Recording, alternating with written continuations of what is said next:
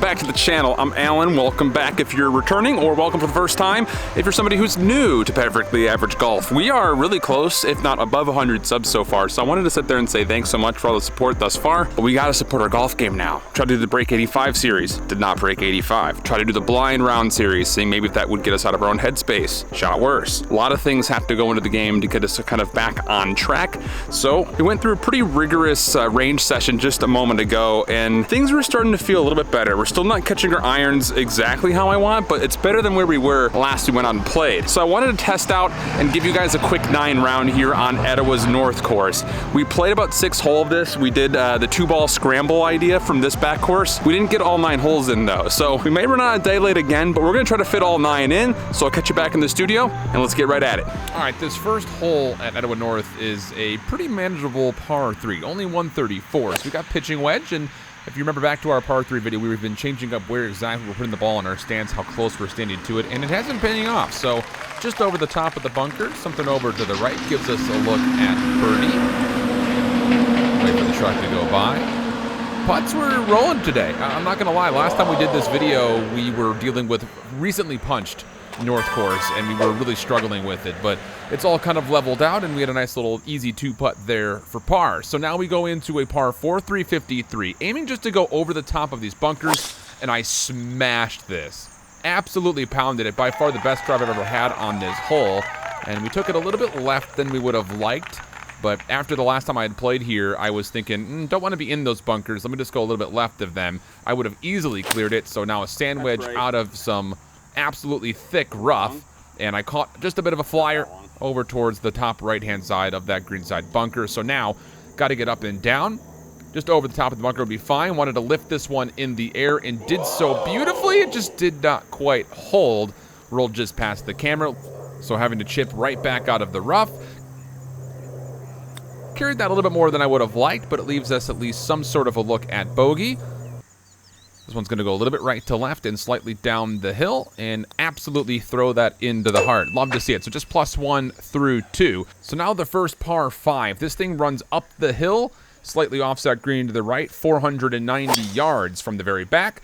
I caught this thing on the very top of the face. I actually almost just shot the tee straight out and the ball didn't go anywhere. So it didn't go very far, but it did go straight, so we can't complain about that. But it leaves us a lot of distance to still go way up the hill. So 3-wood. Caught it pretty clean, a little heavy, and as you can tell by the angle on this camera, the sun was vibrant, to say the least. Absolutely, but no idea. We got a good piece of contact, and even though I didn't have any idea, I was pretty happy with the result. 60 yards, little 3/4 pitch shot. It's right on line, but I'm not going to lie, hit that a little bit harder than I would have liked to. At the moment, I was happy with it, but in the end, it did go pretty long, so I had to come right back down. Putt is rolling nicely, just did not quite hit it hard enough. Finish things off for the par. So now we go over to hole number 4, and this one's an interesting one because the last couple times that I've played here, you guys may have remembered that I sent drives the exactly same direction that I'm hitting it here, straight over to the left. It's a 456 par 4, so it's a lot of distance, and you would think that there's a lot of space over here on the left-hand side, but the last time we played here, it must have gone into this trash. This time, it stayed a little bit nicely. 187 with the 6-iron left. And hit it pretty pure, not gonna lie. It bled on me just a little bit over towards the right side, but really happy with the contact. So it's ended up just a bit short of the green, but we're trying to fly something up and close, and that would be up and very close. Thought for a second that was gonna fall in, just bent a little bit right on me. No problem, clean up the par. Absolutely beautiful up and down. Now over to this hole, and yeah, warm-up swings are a necessity because I always send this thing slicing off out of bounds to the right. I almost did it again. This one hugged a little bit. I don't know why I keep going over this direction. There's so much fairway to the left, but yeah, it went out of play, so we take the drop right about where we thought we crossed over. 102 yards up the hill. Need a full swing on the sand wedge. I liked it. It's going into a pretty solid spot. A little right, but it's pretty good. Yep, it is. It's just a little bit short, so once again, up and down going to be tested. Need to do this to try to get up for bogey. Trying to flop this one out of the sand, and it rolled a little bit lower off the face than I would have liked, but hey, such is life. We got out in one. That's all you could probably ask for. So now the bogey putt, long and down the hill, just a bit too far left. So we'll clean that one up. It's an unfortunate double. We go to 3 over, and into another hole that I usually struggle with. For some reason, I love to send this ball off to the right, kind of over towards those trees. This time, though, absolutely spanked this one. 100% caught this in the middle of the face, got it up into the air, and there's a speed slope just over this little hilltop, and we rode that hill really, Best ball I've ever hit here. Best ball I've ever hit, without question. So now 102 yards, very awkward lie. I was playing for a pretty big fade here just because of the lie.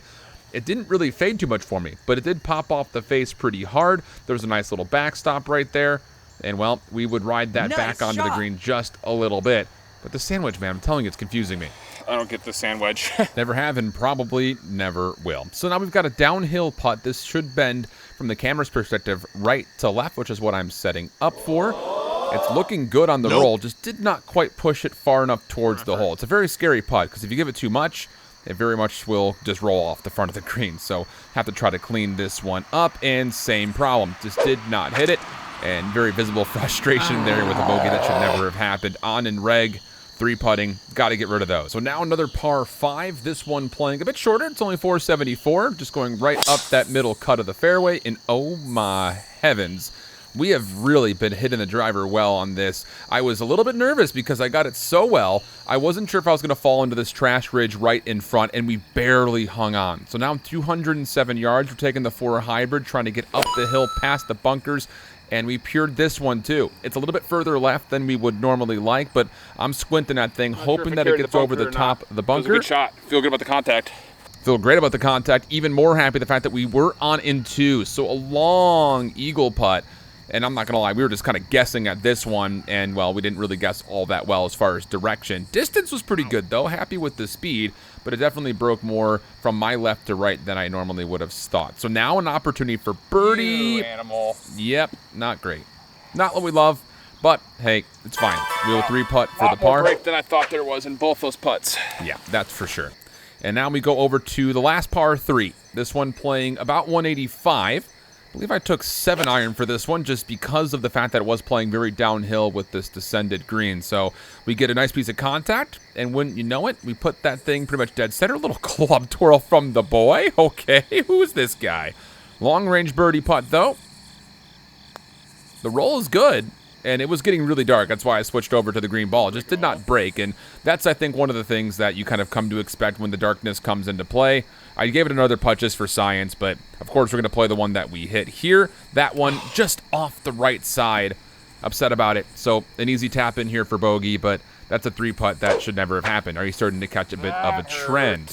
Now we go to the final, 489, par 5, and it was so dark outside. I mean, you see how bright that green ball was? That's the same ball. No idea. It's just like vibrant into this dark night sky. I had no idea where that ball went off the face. I ended up hitting another one just for science sake, and well, we didn't find that one either. But this one was actually in the middle of the fairway. So 173 playing a safe 7-iron, just trying to get it to the front side of the green. There's no way I'm going to get over the water here, so just trying to keep it safe, something that I can find, and wouldn't you know it, we found ourselves right in line, just about pin high. Little chip up into the air. Obviously very hard to see, but the contact was really, really good. It's really good, I think. Kind of hard to tell. It was kind of hard to tell, but it was very good. So we have this for birdie to try to finish, and how about it? Love to see it. So it's +5 through the 9. Hey, so a really, really fun round. I hope you guys are enjoying that Quick 9 series. It's definitely something that's good for me just to go out there, not have to worry about necessarily course vlogging every single time, and kind of putting a little bit more focus into what I'm actually doing on the course. So, hey, a really fun Quick 9 round right there. We've got so much content coming. We've got a couple of videos from Vegas. We're going to have a ton of North Carolina fall golf. We'll be doing more courses down in South Carolina as well as we try to wrap out that golf cart that we bought from like back in May, just too hot to play. So we got a lot of content coming forward. I really hope you guys are enjoying the content here so far for Perfectly Average Golf. If you're a first-time viewer, so pleased to have you guys. If you're returning, even more pleased to see you guys are coming back and enjoying the content. So subscribe along if you have not already done so. Also follow on Instagram. We've got a lot of photo dumps coming as far as what we were able to do in Vegas and what we're going to have coming forward. We even have some Caribbean golf on the schedule. Ooh, it's going to be pretty nuts. So follow along, subscribe along. We'll catch you guys right back here next time for the next Perfectly Average round. So long.